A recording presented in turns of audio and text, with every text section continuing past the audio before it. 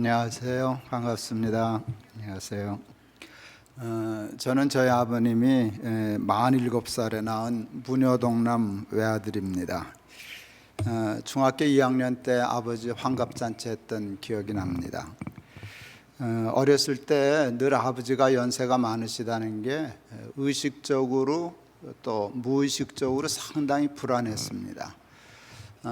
초등학교 때부터 어울리지 않는 생각을 했는데요. 우리 아버지 돌아가시면 나는 뭐 먹고 사나. 그게 심각하게 장난치다가 놀 때는 대부분 잊어버리지만 그 생각이 참 많았습니다. 그래서 저는 어렸을 때 늘 마음으로 다짐했던 기억이 있습니다. 결혼 빨리 해야지. 가서 일찍 애 낳아야지. 그 생각을 했었습니다. 그래서 27살에 결혼했고 32살에 셋째까지 다 낳았습니다. 저는 공부하는데 그렇게 탁월함을 보이지는 못했던 것 같습니다. 딱히 열등했던 것은 아닌데 한국 사회는 소수의 탁월한 몇 사람만이 살아남는 아주 치열한 경쟁 사회인데 그 속에서 그렇게 탁월함을 보이지 못했던 저는 앞날에 희망이 별로 없었습니다. 거의 한 치 앞도 보이지 않는 암흑과 같았습니다. 무엇을 해야 할는지도 몰랐고 무엇을 할 수 있는지는 더더욱 몰랐습니다. 초등학교 때부터 제가 설교할 때 가끔 간증삼아 얘기했던 것인데 초등학교 때 잘 불렀던 찬송이 있습니다. 그것은 나는 갈 길 모르니 주여 인도하소서 하는 찬송이었습니다. 도무지 아이하고는 어울리지 않는데 저는 그 가사가 내 마음과 같다고 어렸을 때부터 생각했습니다. 저는 55살에 할아버지가 되었습니다.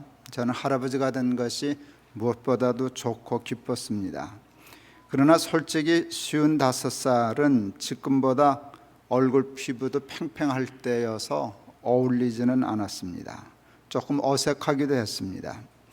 할아버지 된 것을 심정적으로 부인할 마음은 조금도 없었습니다. 저는 심정적으로 할아버지 소리 듣는 거 좋아했고 할아버지 되고 싶었습니다. 그러나 그냥 연령적으로 잘 어울리지 않았다 하는 얘기를 하는 것입니다. 그런데 지금은 자타공인 할아버지입니다. 이젠 실력으로 할아버지가 되었습니다. 지난달부터는 지하철 공짜로 탈 수 있습니다. 그러나 그럴 마음은 없습니다.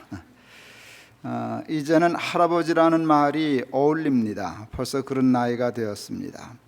어렸을 적 모든 삶이 다 불투명하고 불확신하고 불확실하고 불안했던 것을 생각하면 제 삶은 기적입니다. 한 번도 꿈꾸지 않았던 삶, 욕심내지 못했던 삶을 살고 있습니다. 제 삶을 한마디로 이야기하자면 다윗이 시편 23편에서 고백한 나의 잔이 넘치나이다 라고 하는 그 고백이 제 고백입니다. 이유가 뭘까 곰곰이 깊이 생각해 본 적이 있습니다. 내 삶에 전혀 자신할 만한 그 어떤 것도 없어서 그래서 늘 불안했었는데 늘 자신 없었는데 앞이 캄캄했었는데 그래서 본능적으로 하나님 붙잡았는데 어린아이 마음에도 나는 갈 길 모르니 주여 인도하소서 바락바락 소리 지르며 찬송 불렀었는데 그것이 이유가 되어서 하나님이 그 찬송을 이렇게 들으신 것 같아요. 알았다 내가 인도해 주마.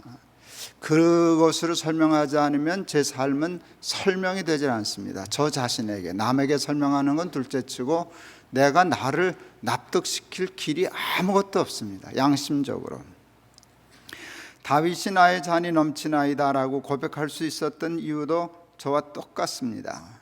여러분, 나의 잔이 넘치나이다, 이건 엄청난 고백입니다. 사람은 늘 불만족 속에 살아가는데 나의 잔이 넘칩니다 라고 고백했습니다. 근데 그 이유가 뭘까를 찾아보면 아주 심플합니다. 여호와로 자신의 목자를 삼았기 때문이라고 다윗은 고백합니다. 여호와는 나의 목자시니 내게 부족함이 없으리로다. 어느 사람이 자기 삶에 부족함이 없다고 그렇게 고백할 수 있겠습니까? 그가 나를 푸른 초장에 누이시며 쉴만한 물가로 인도하셨다. 원수 앞에서 상을 베풀어 주셨다. 내 잔이 넘치나이다. 이건 인간이 할 수 있는 최고의 고백입니다. 이 엄청난 고백을 단 한 조건에 딱 겁니다. 100가지 조건에 그것이 걸려도 할 말이 없는 풍성함인데 아무것도 없습니다. 여호와는 나의 목자시니, 그 한 가지 조건에 그 엄청난 시편 23편이 다 갖다 달라붙었습니다. 하나님으로 목자 삼았더니, 하나님이 내 목자가 되어주셨더니 부족함이 없었어. 이게 시편 23편의 고백입니다. 주를 따르면 삽니다. 주를 따르지 않으면 죽습니다. 여호와로 목자 삼으면 부족함이 없습니다. 여호와로 목자 삼지 않으면 채워짐이 없습니다. 여러분, 다윗과 솔로몬을 한번 비교해 보세요. 누가 더 부자였게요? 누가 더 인간적으로 성공했게요? 누가 더 인간적으로 권력이 더 강했게요? 여러분, 다윗 만만치 않았지만 솔로몬은 다윗을 넘어서도 한참 넘어섭니다. 그런데 다윗의 마지막 고백은 뭡니까? 헛되고 헛되고 헛되고 헛되니 모든 것이 헛되도다. 모든 강물은 다 연하여 바다로 흐르되 바다를 채우지 못하는도다. 이게 솔로몬의 고백 아닙니까? 다윗의 고백과 끝에서 끝이 전혀 다릅니다. 부족함이 없으리로다. 나의 잔이 넘치나이다. 다윗의 고백입니다. 다 헛돼. 채워지지 않아.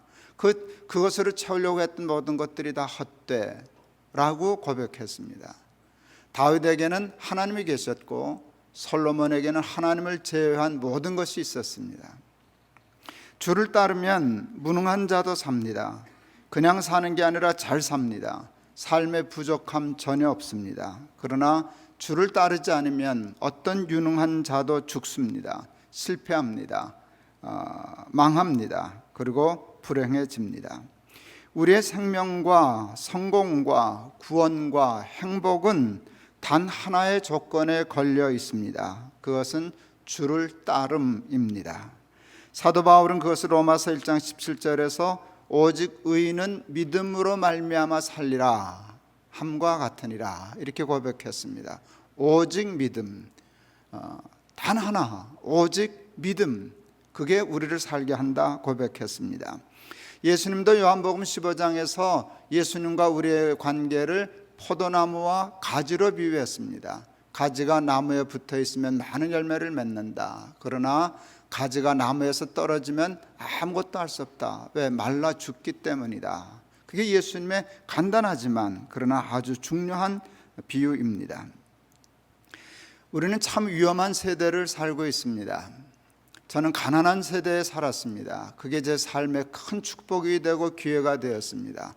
아까도 얘기했잖아요. 공부 제대로 잘 못하고 우리 부모님 연세 많으시고 그나마 가난했었기 때문에 붙잡을 게 하나님밖에 없었습니다. 근데 요즘 세상은 먹고 살만합니다. 요즘 세상의 가장 큰 문제가 뭔지 아세요? 하나님 없어도 별로 불편하지 않다는 겁니다. 그리고 하나님 비슷한 것들이 너무나 많습니다. 여러분, 옛날에 우리 교인들이 교회에서 가장 많이 불렀던 찬송 중에 하나가 뭔지 아세요? 저 높은 곳을 향하여 날마다 나아갑니다. 이 찬송 억수로 불렀습니다. 푸른 교회도 요즘 안 부를걸요? 잊어버렸을걸요? 한국교회가 그 찬송가를 잊어버렸어요. 그 이유를 알아요. 뭐 그렇게 꼭 저기보다 지금 여기 볼 게 너무 많아요. 볼 것도 많고 할 것도 많고 갈 것도 많고 하니까 세상의 눈판을 하고 하나님 붙잡고 살아가는 힘이 점점 희박해지기 시작했습니다. 하나님 따라가면 살고 하나님 놓치면 죽습니다. 예수님이 누구든지 나를 따라오려거든 이라고 하는 오늘 본문의 말씀을 하셨어요. 따라와야 된다는 겁니다. 그래서 나 따라가야 되겠네 생각 우리가 지금 했습니다. 그럴 때 예수님 말씀하셔요. 따라오려거든 이거는 해야 따라올 수 있어. 단순해 보이는 조건이 단순하지 않습니다. 예수님 믿고 그냥 따름이 쉽지 않습니다. 누구든지 나를 따라오려거든 자기를 부인하고 자기 십자가를 지고 나를 좇을 것이니라. 자기 부인 참 쉽죠? 십자가 참 우습죠? 예수님이 아주 엉뚱한 말씀을 하셔요. 그건 한 문장 말씀하시는데요, 도저히 실천 불가능해 보일 만한 엄청난 조건을 제시하셨어요. 나 따라와야 사는 건 알지? 김 목사 지금 얘기하니까 동의가 되지? 그런데 넌 나 따라오는 게 그렇게 만만한 건 아니야. 나를 따라오려면 너를 부인해야 돼. 십자가를 져야만 따라올 수 있어. 너를 부인하지 못하면, 십자가 회피하면 나 못 따라오지. 그게 오늘 본문의 말씀입니다. 요즘 우리는 예수님의 십자가 고난을 묵상하며 지내는 사순절 기간을 보내고 있습니다. 사순절 기간에 믿음이 좋은 사람들은 오락을 금하고 자신이 즐겨하는 것들을 절제하고 지냅니다. 먹는 것도 좀 조심하고 좋은 데 가는 것도 삼가고 그럽니다. 아무런 의식 없이 그냥 막 사는 것보다 훨씬 좋은 일입니다. 그러나 여러분, 그것은 사순절을 보내는 유치원생들이 하는 것입니다. 여러분, 유치원생들이 하는 일을 안 하면 그 다음 단계가 안 되니까 꼭 필요한 단계입니다. 그런데 그건 단계상으로 얘기하면 그냥 유치원 졸업하면 할 수 있는 겁니다. 그 다음 단계로 넘어가야 됩니다. 자기를 부인하고 십자가를 지는 아주 쉬운, 가장 가벼운 것이 오락을 금하고 먹는 거 절제하고, 그리고 조금 예수님의 고난을 묵상하자 하는 것인데, 그것이 사순절을 지내는 예수 믿는 사람들의 모든 것이 되어버리고 말았습니다. 여러분, 그것은 하나의 십자가 가면입니다. 가면 같은 겁니다.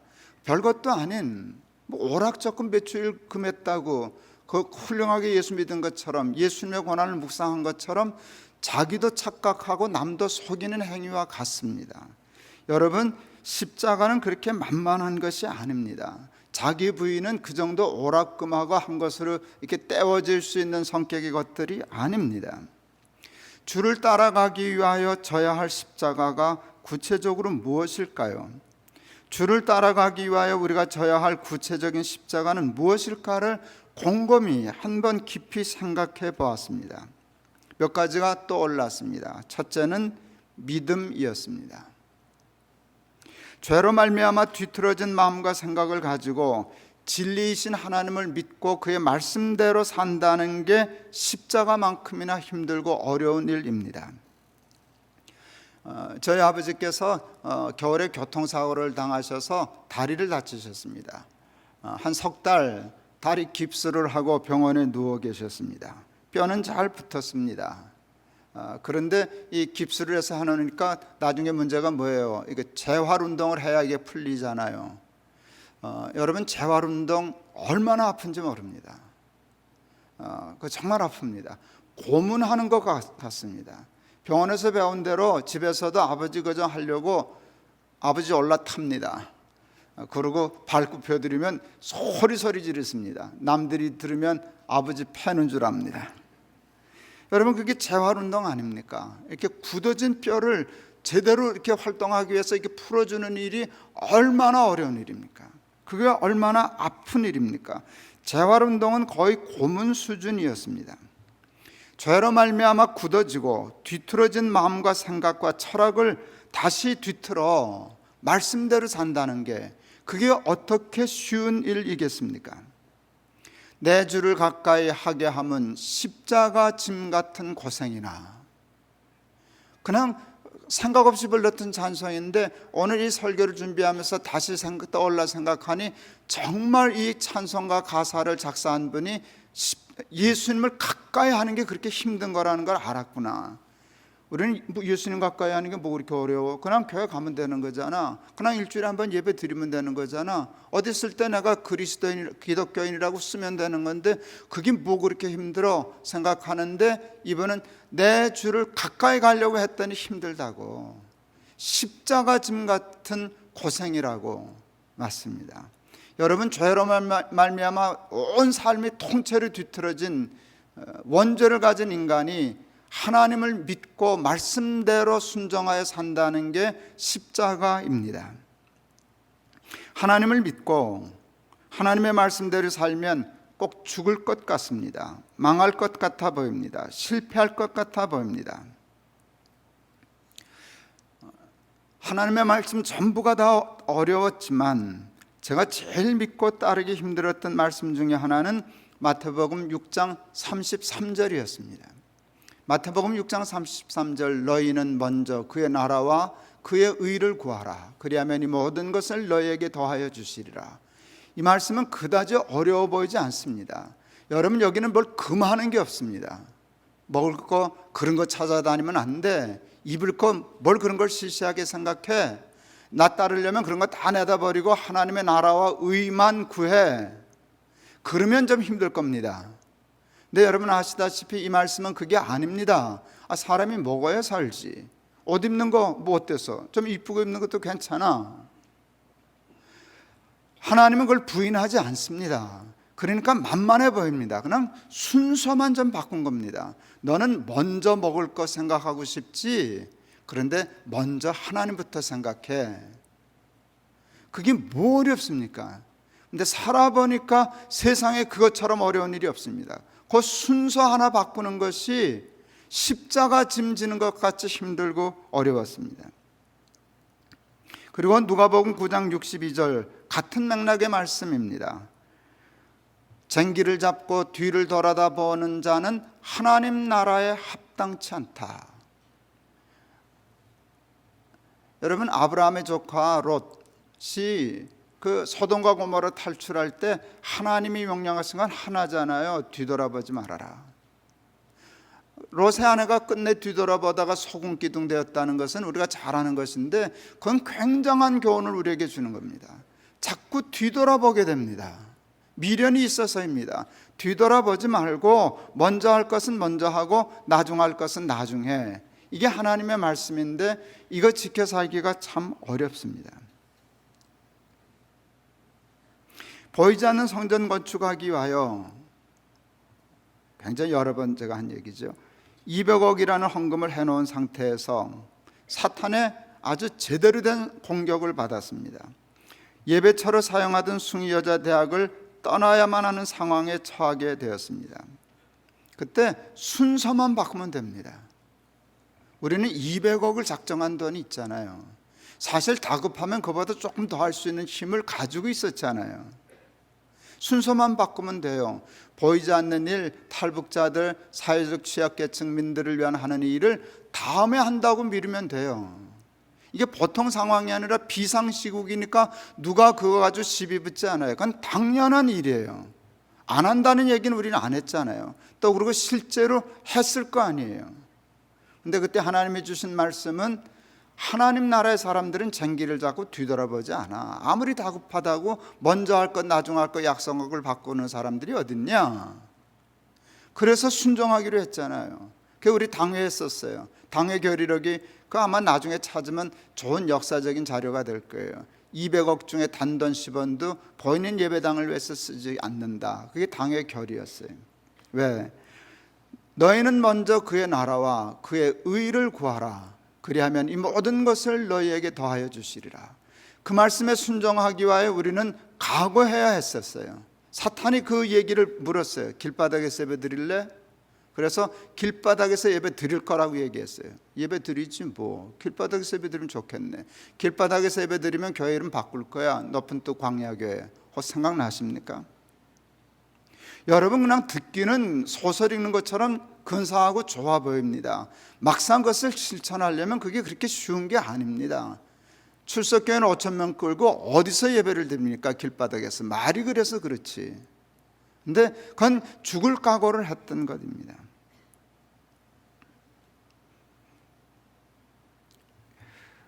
실제로 우리 높은 뜻 교회는 길바닥에서 예배 드리는 것 같은 고생했습니다.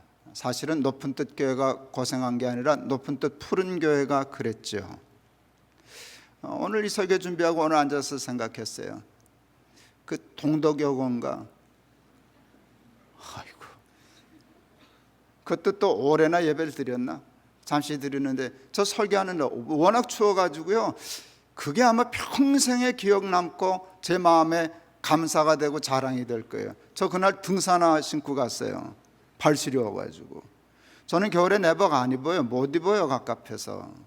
근데 내복 입고 설교단에 목도리 두르고 겨울 외투 입고 중무장하고 설교했잖아요. 그게 광야잖아요. 여러분 중에 기억나실는지 몰라요. 그때 제가 그 예배 드릴 때, 동덕여교가 오를 때 석주일을 내리 다른 곳에서 예배 드렸어요. 여러분 기억나세요? 한 번은 남산에 있는 우리 거기 뭔가 문학의 집, 그 다음에는 저기 어디 종로가서 드리고, 그 다음에 동덕역에서 예배 드릴 때는 다음 주일날 예배 드릴 장소가 되질 않아서 그때 여러분 문자 받고들 교회 갔던 생각들 하십니까? 이게 무슨 007 작전도 아니고 무슨 전쟁 게임도 아니고 어디로 모여라. 저는 최소한 200명 교회는 없어진다고 생각했어요. 그런 교회가 어디 있습니까? 다음 주일날 예배 드릴 때를 잘 몰라가지고 문자 보내가지고 오라 그러고. 그러면 근데 그날 제가 등산화 신고 갔던 주일날 200명은 없어졌다 최소한. 이렇게 교인들 들고 흔들면 교인들이 이렇게 떨어진다, 약한 교인들이 자꾸 떨어진다 생각했어요. 갔더니 200명 더 오셨더군요. 푸른교회가. 여러분들이 무슨 게임하는 줄 알고 재밌어 하시더라고요. 고생이었지만 힘들었지만 결과적으로 우리 푸른교회 좋았던 경험 아닙니까? 우리가 강해지고 교회 더 사랑하고 하나님도 사랑했던 좋은 계기가 되지 않았습니까? 엄청난 승리였습니다. 우리가 그 엄청난 승리의 증인들입니다. 믿기 힘들었고 순종하기 힘들었지만 그 믿음의 십자가를 지고 주를 따랐던 결론이 오늘 우리의 삶이 되었습니다. 두 번째는 자기 부인입니다. 예수님은 누구든지 나를 따라오려거든 자기를 부인하고 자기 십자가를 지고 나를 쫓을 것이니라고 말씀하십니다. 십자가와 자기 부인이 같은 뜻입니다. 예수님을 따르기 위해서 우리가 져야 할 십자가를 예수님은 같은 문장에서 자기를 부인하는 것이라고 정리했습니다. 그러니까 간단하게 십자가 이퀄 자기 부인, 이 문장의 뜻은 그것입니다. 자기를 부인하는 게 그만큼 힘든 것입니다. 자기 부인에도 두 단계가 있다는 생각을 하게 되었습니다. 첫째는 조금 쉽고, 그것도 쉽진 않지만 두 번째에 비해서 쉽습니다. 자기가 가진 것을 부인하는 것입니다. 내가 이 컵을 가지고 있는데 이걸 부인하는 게 내 거 아니야. 그럼 누구 거야? 하나님 거야. 근데 왜 네가 가지고 있어? 내가 관리하는 거야. 이게 성경의 가르침입니다. 그게 쉽게 말해서 청지기직입니다. 근데 세상에 가장 어려운 게 자기가 가진 것을 부인하는 게 어렵습니다. 왜 어렵습니까? 여러분, 우리가 원죄를 가지고 있는 죄인이기 때문입니다. 죄는요, 그 바탕 뿌리가 욕심이거든요. 욕심이 잉태한 즉 죄를 낳고 죄가 장성한 즉 사망을 낳는다. 원죄는 우리의 본 바탕이에요. 이게 뭔가 깨달음으로 고쳐질 수 있는 게 아니에요. 몇 번의 결단으로 쉽게 바뀔 수 있는 게 아니에요. 우리의 본성이라고요. 내 거야. 이게 본성이에요. 이게 본성이라고요. 자기 것을 부인한다는 게 참 힘들고 어렵습니다. 저는 문효동남 외아들이었어요. 가난했지만 아버지가 예를 들어 저녁에 자고 있는데 사탕을 가져왔다. 깰게요? 안 깰게요? 안 깨요. 왜 안 깰게요? 뭐하러 깨요? 내일 아침에 있어도 그대로 다닐 건데. 우리 집엔 그거 건들 놈이 없어요. 근데 결혼하고 이상한 경험을 했어요. 저녁에 뭐 먹을 거 봤어요. 아침에 깼어요. 없어요. 저는 이게 상당히 이해가 안 돼서 한참 동안이나 당황했어요. 아내한테 막 짜증을, 그거 어디 갔냐? 당신 새끼가 몇 개인가 세어보라고. 아이들이 뭐 이렇게 잘 때 사탕 사다 주면 우리 새놈은 깰게요? 작게요? 깼죠. 먹지는 못해요, 자다가. 그래도 다 발 벌리고 앉아서 이렇게 다 나누고, 그리고 개수 확보하고 자요. 다 나누고도 막내놈이 늘 울곤 했어요. 왜 우냐? 색깔. 그게 뭔 소린가 했더니 이 색깔을 자기가 가지고 싶었는데 형이 가졌다는 거예요. 여러분, 그게 인간의 본성이에요. 그게 인간의 본성이라고요. 그런데 자기 것을 자기 것이 아니라고 부인하는 삶이 어떻게 쉽겠어요? 근데 예수님을 따라가려면 그게 돼야 된다는 거잖아요.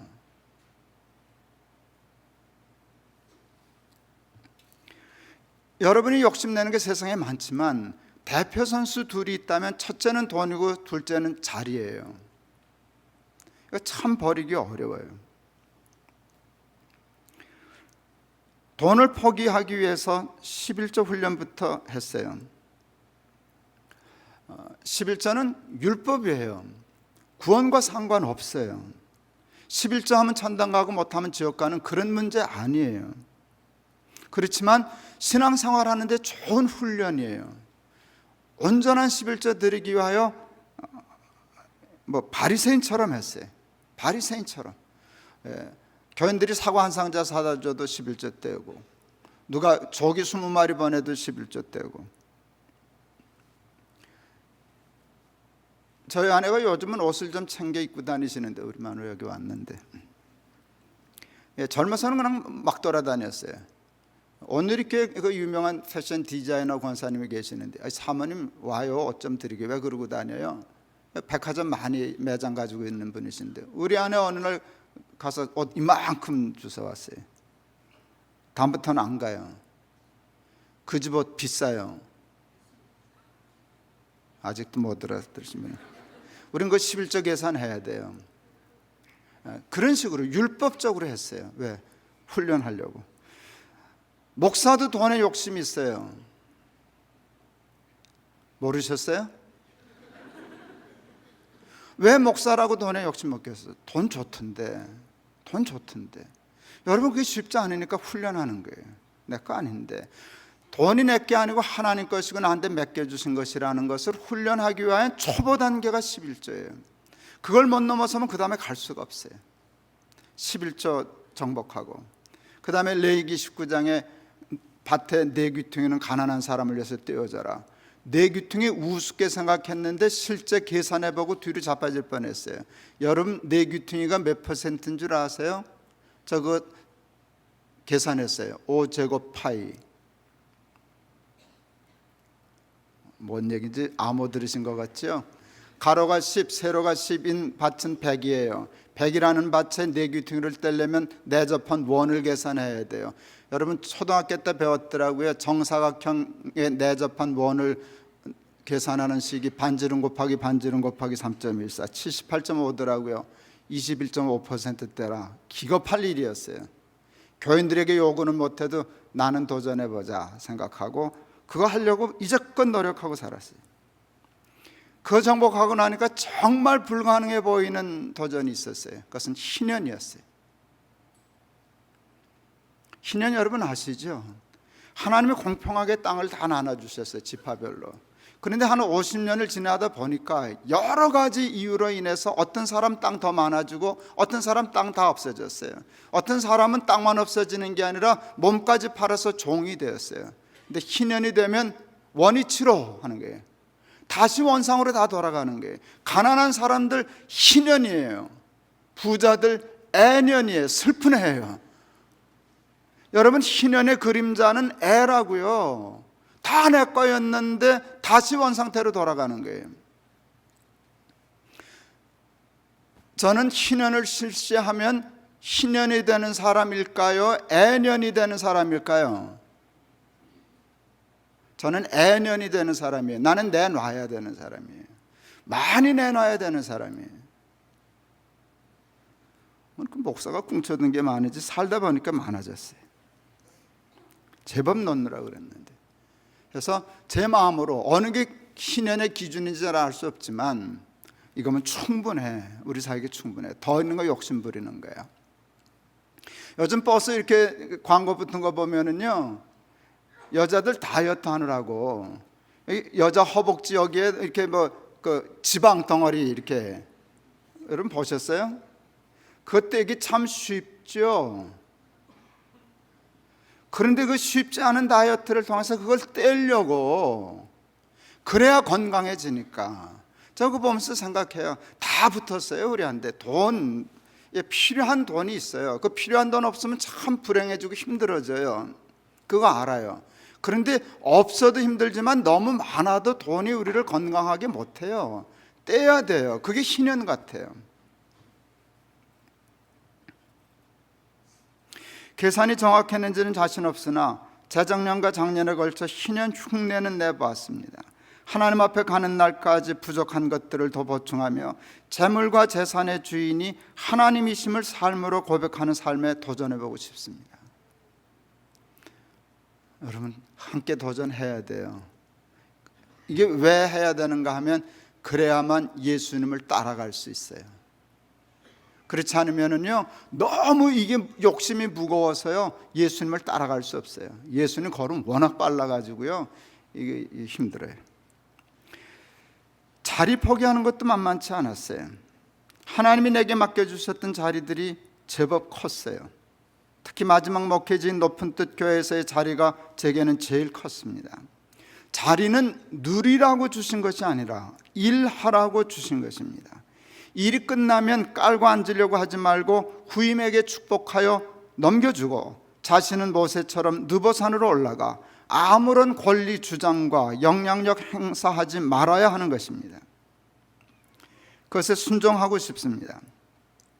올해 말에 은퇴할 때 아무런 권리 주장하지 않고 귀한 일에 쓰임받은 것만 감사하며 교회 떠나고 싶습니다. 누가복음 17장 9절 명한 대로 행하였다고 종에게 살해하겠느냐, 이와 같이 너희도 명령받은 것을 다 행한 후에 이르기를 우리는 무익한 종이라 우리 할 일을 한 것뿐이니라 할지니라. 쉽지 않지만 순종해 보려고 합니다. 요즘 제 은퇴, 이제 12월 말에 은퇴하거든요. 그래서 결심한 게 있어요. 그 오늘 푸른 교회에서 처음 하고 이제 얘기하려고 그래요. 은퇴식 안 하기로 생각했어요. 은퇴식 안 할 거예요. 7교회니까 1번까지 은퇴하기 전에 7주일 차례대로 가서 설교는 할 거니까 다니면서 그동안 감사했습니다, 설교하고 빠이하고 갈 거예요. 왜 은퇴식을 안 하려고 그러나 생각하니까 은퇴식에 가니까 그 예배의 주인은 하나님 아니셔요. 내가 영광 받아야 되고 내가 높임을 받아야 되고 그거는 우리 높은 뜻 정신에 어울리지 않아요. 그냥 깨끗이 떠나고 싶어요. 왜 그래야만 그렇게까지 생각하는가? 폼 잡으려고 자랑하려고 그런 게 있겠죠. 그런데 이유는 간단해요. 그래야만 내가 가벼운 몸을 가지고 예수님을 따라가기 쉬워. 예수님 따라가야 쉽지 원로 공로 명예 깔고 앉아봤자 더 하나님과 멀어지는 것뿐이지 하나님 쫓아갈 수 없어. 자기의 것을 포기하는 것보다 더 어려운 것이 있다는 걸 최근에 다시 생각하게 되었어요. 그것은 자기 것을 버리는 것이 아니라 그냥 자기를 버리는 것이에요. 이것보다는 내가 더 힘들잖아요. 이것 버리는 것도 힘든데 이거 버리는 건 더 힘들잖아요, 나를. 제가 최근 말이 많아진다는 것을 알게 되었어요. 저 말하는 거 되게 싫어했던 사람이거든요. 사람들 만나서 30분 얘기하면 3시간 자야 하는 사람이었거든요. 꼭 만나서 얘기할 사람이 있는데 힘들면 우리 아내를 꼭 데리고 갔거든요. 그리고 얘기할 때 그 사람 보고 얘기 안 하고 여길 보고 얘기해요. 그랬다고 전해라. 이게 내 스타일이었어요.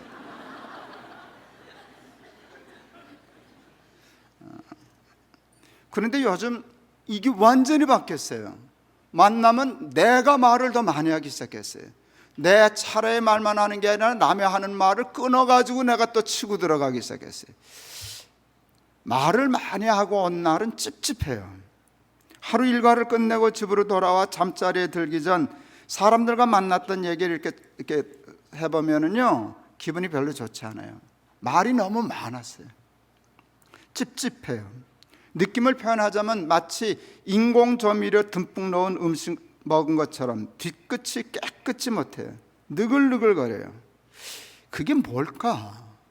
그 나를 느글느글거리게 하는 그 인공조미료 같은 게 뭘까? 최근에 찾아냈어요. 그게 자랑이었어요. 왜 그렇게 말이 많아졌는가 하면 자랑하려고.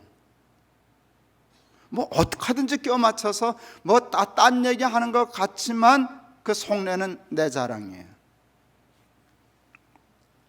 성경은 먹든지 마시든지 무엇을 하든지 다 주의 영광을 위하여 하라 말씀하셨습니다. 그런데 우리는 저는 하나님의 영광을 위하여 하는 척하고 결국에는 그 하나님의 영광과 자랑을 나 자신의 것으로 가르치는 삶을 살고 있었습니다. 그리고 지금 살고 있습니다. 이거 한번 도전해보고 싶어요. 우선 말부터 좀 줄이자. 듣는 거 열심히 하자. 그리고 이게 입이 이렇게 간질간질하지만 이거 자물쇠 한번 잠가보고 조금 참아보자.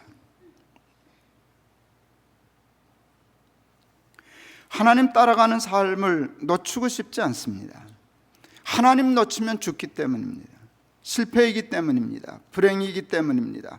하나님을 따라가는 삶이 십자가 지는 것처럼 힘들고 어려워도 자기의 것과 자신을 부인하는 십자가를 지고 주를 따라가는 삶을 살고 싶습니다. 이해되지 않고 믿어지지 않는 말씀을 무조건 붙들고 이해가 되든 이해가 되지 않든 묻지도 따지지도 않고 사무엘처럼 주여 말씀하옵소서 주의 종이 듣겠나이다 고백하며 남은 여행 남은 여생 예수 잘 믿다가 하나님 앞에 가는 삶 살고 싶습니다.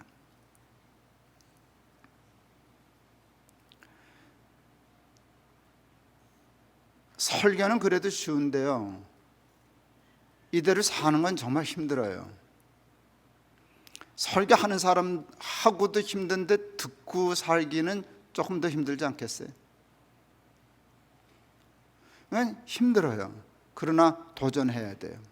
아직 이루어지지 않았지만 이게 이루어지면 어떨까를 상상하면 너무 행복해요. 그러면 정말 근사하겠다. 여러분, 이거에 대한 욕심을 버리면은요, 열심히 일해서 돈이 생기면 왜 하나 하면 청직이 하나님의 일 하려고 돈 관리해. 그러면 돈 때문에 추해지지는 않지 않겠어요? 그리고 쓸데없는 욕심 안 부리지 않겠어요? 그거 괜찮겠다.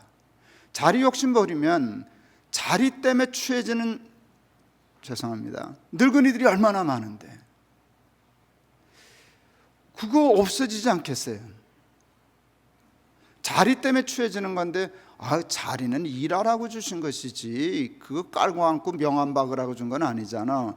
열심히 일할 때 일하고 끝냈을 때는 그동안 잘 감사했습니다, 일 잘하게 해주셔서 고맙습니다 하고 느보산으로 간다면, 갈 수만 있다면 와, 그 근사하겠다.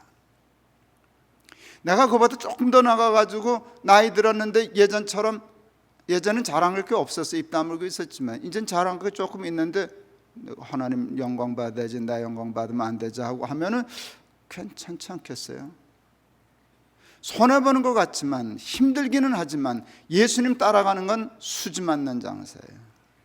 인생 전체를 얻을 수 있는 게, 그게 구원으로, 하나님의 나라로, 축복으로, 은혜로, 승리로 우리에게 다가올 줄을 믿습니다. 예수님 따라가면 삽니다. 근데 따라가기가 조금 어렵습니다. 그런데 우리가 하나님 앞에 가까우고 힘구하면 하나님 따라 살 수 있는 힘까지도 성령님께서 주실 줄을 믿습니다. 그냥 주일날 와서 예배드리고 연번 베푼 낸 거로 기독교인이라 사순절에 오락전 금하고 먹는 거 조금 절제했다고 예수님의 고난에 동참했다 착각하지 말고, 예수는 그러셨잖아요. 좁은 길로 가야 돼. 십자가 지고 가야 돼. 힘들어. 그렇지만 내 길이 그렇게 생각처럼 힘들지는 않아. 내 멍에는 쉽고 가벼움이니라. 도전하면 그 살 수 있는 힘과 능력 하나님이 주실 줄을 믿습니다. 우리가 해야 할 일이 뭐가 있겠어요? 조금 더 부자 되면 좋겠지만 인생이 뒤집어지지는 않습니다. 세상적으로 조금 더 성공하고 출세하면 좋겠지만 그게 뭐 그다지 우리의 삶에 큰 복이 되겠습니까? 이왕 믿기로 한 예수, 마음을 다하고 뜻을 다하고 정성을 다하여 예수 잘 믿다가 하나님이 주시는 구원의 축복을 이 땅에서도 누리고 저 세상에서도 누리며 사는 우리 사랑하는 높은 뜻 푸른 교회 교우들 다 될 수 있기를 주의 이름으로 축원합니다. 아멘. 하나님 아버지 은혜를 감사합니다. 우리 사랑하는 높은 뜻 푸른 교회 와서 예배드림이 축복입니다. 우리 교인들 앞에서 설교할 수 있어서 감사했습니다. 설교하기도 어렵고 듣기는 더 어렵지만 살기는 것보다 훨씬 더 어렵습니다. 어차피 우리의 힘으로 달성할 수 있는 과업은 아닙니다. 물과 성령으로 거듭나면 갈 수 있습니다. 하나님 우리에게 성령을 허락하여 주셔서 거듭나게 하옵소서. 자기를 부인하고 십자가 지고 예수님 쫓아 살게 하옵소서. 그리하여 구원 얻게 하시고 승리하게 하옵소서. 예수 그리스도 이름을 받들어 기도하옵나이다. 아멘.